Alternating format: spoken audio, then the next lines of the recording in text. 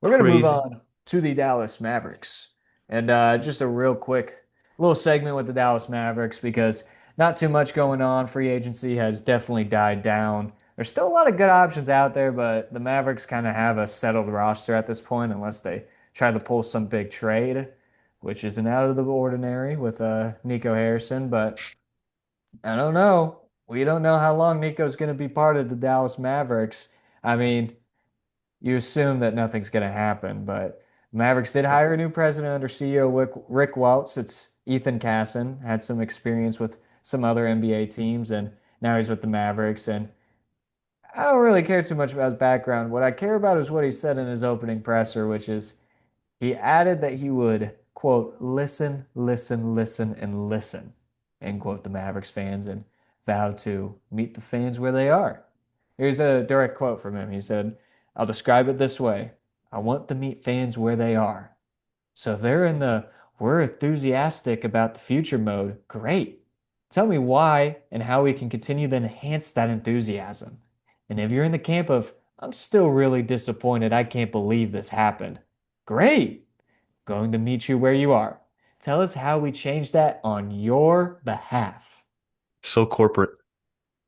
It really is so corporate. I think he wants to listen. I don't know if you heard that. But I think he wants to really listen. but hey, you know what? Step in the right direction, baby. Nico, Jason Kidd, when have they ever said that they'll listen to us, man? When did they ever say that? When did Rick Welts ever say that, man? It's not going to mean it. I don't know. Do you really think that this is going to change anything? Is this going to change the culture? Is this what's going to happen here? Nah, I mean, the president's not really doing like day-to-day like player operation stuff. This is more like the business side. Mhm. He's gonna say this stuff, of course, as the president in the front office. So it is what it is. It's a nice little quote.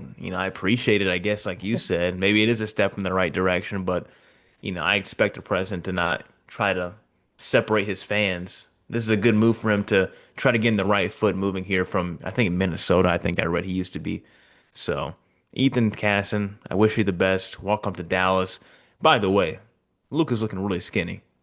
Is it that time of year again that we get fooled by Luka Doncic looking It's a really good question. I mean, how many years are we going to go with Luka Doncic getting skinny in the offseason and everyone thinking that he's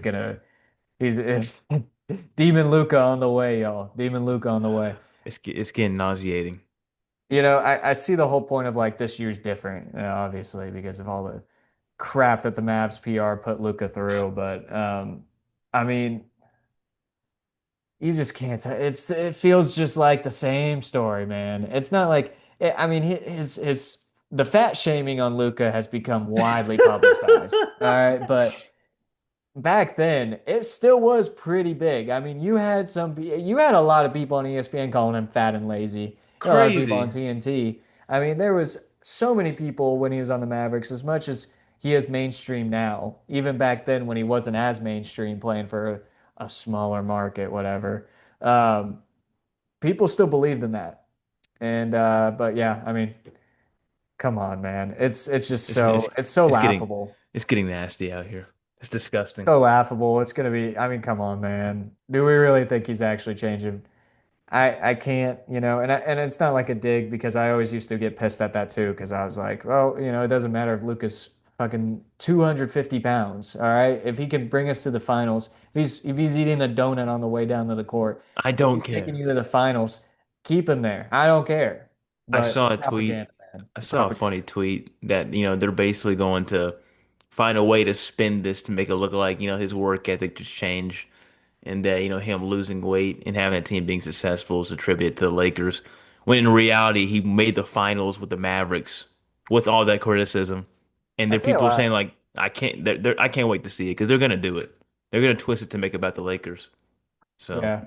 I mean, to be honest, I really it's hard and this is the whole thing is that the Lakers roster is pretty, it's not a scary roster. You take Luka out of the equation. The only thing is you put Luka in the equation and they do become a scary roster. And we've seen Luka carry squads like this to the finals, or not to the finals, but pretty far in the playoffs and carry them really far, and even in first round matchups when teams were when the Mavs were obviously outmatched. Um, and I know that it's like they still got LeBron James and he's the greatest player ever, but he's 40, man. He's 40. He's getting into golf. All right. Hmm. He's old. He's old now. So, I mean, I'm always going to be worried about the Lakers. I'm always going to be worried about a roster with Luka on the team. I think that any team with Luka has a chance of winning any game.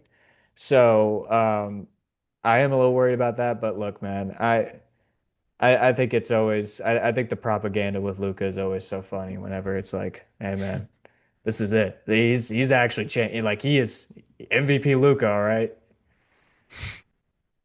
MVP season loading. You already knew it was coming. I mean, it's just how it is, bro.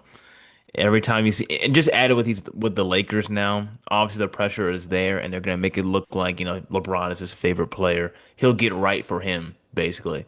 Which I get it, man, but don't act like he didn't take this team to the finals while you were criticizing, while you were calling him a Pillsbury Doughboy, while you were calling him fat. He still did it while his knee was bleeding. So you can act like he didn't have work ethic all you want, and try to get that Michael Finley video of him grabbing the beer like he was just some kind of alcoholic, but he Dude, still people has ran with success here. that clip, man. There has to be People more. ran with that. We'll maintain forever that it was more than just, work ethic. There's We were something else laughing at that, it at the time, man. yeah, we'll get stuff in the future about what really happened behind the scenes. It's more than just him being quote unquote fat. That's probably like the biggest cover. There's more to it. They just didn't like each other. What we They didn't know didn't is that like was him. Luka's like 12th beer. That's just the thing. We don't know that, but Yeah, that's all we know. he was knocking him down apparently. Yeah, he was knocking them down. I mean, come on. He was knocking them down at halftime. That was his sixth after the game. He had six before the game ended. So Luka, can you put it down? Son, we gotta play the rest of the second half. Luka, those are 100 calories each. We really need you to watch. It's crazy, man.